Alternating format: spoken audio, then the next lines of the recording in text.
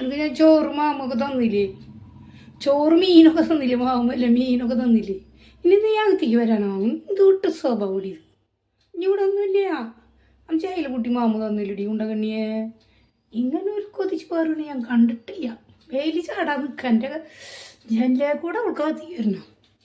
അകത്ത് കിടക്കണം അവൾക്ക്. അല്ലടി കുന്തരിയ കൊന്തരിയ അത് ഞാൻ കൊടുക്കാം കൊന്തരിയ. ഇവളിങ്ങനെ നിൽക്കുമ്പോൾ ഇവിടെ ഞാൻ അകത്ത് കയറ്റുകയും ചെയ്യും.